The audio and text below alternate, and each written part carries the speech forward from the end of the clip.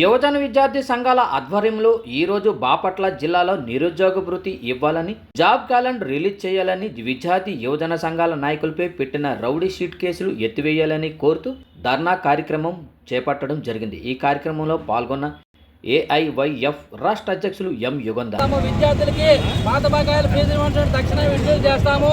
అలాగే ప్రభుత్వ మెడికల్ కళాశాలలో ప్రభుత్వ పరంగా నడిపిస్తాము, ప్రైవేట్ పరంగా నడిపించమని చెప్పిన ఎన్నికల హామీలు వాగ్దానాలు అమలు చేయమంటే ఈరోజు విద్యార్థి యువజన సంఘాలు ఎత్తున రాష్ట్ర వ్యాప్తంగా పెద్ద ఎత్తున పీడీ యాక్ట్లు రౌడీ షీట్లు ఓపెన్ చేసి పాత కేసులన్నీ బాగుతీసి కొత్తగా రౌడీ షీట్లు ఓపెన్ చేసి ఈరోజు విద్యార్థి నాయకుల్ని యువత నాయకుల్ని ప్రజా సమస్యల పైన వెలిగెత్తిన గొంతులను ఆపుతీయడానికి ఈరోజు ఎన్డీఏ కూటమి గవర్నమెంట్ పూనుకుంటుంది. తక్షణమే మానుకోవాలి.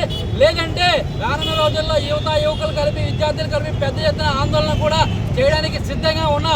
ఇది నీ పరిపాలన కాదు, ఇది ప్రజల పరిపాలన. ప్రజల కోసం పరిపాలన చేయాలని మీకు అధికారం ఇస్తే రాజ్యాంగంలో రెడ్ బుక్ రాజ్యాంగం నడిపిస్తుంది. రాష్ట్రం మొత్తం మీద రెడ్ బుక్ రాజ్యాంగం మానుకోవాలి. లేదంటే పెద్ద ఎత్తున ఆందోళన చేయడానికి కూడా మేము సిద్ధంగా ఉన్నామని చెప్పి తెలియజేస్తున్నాం.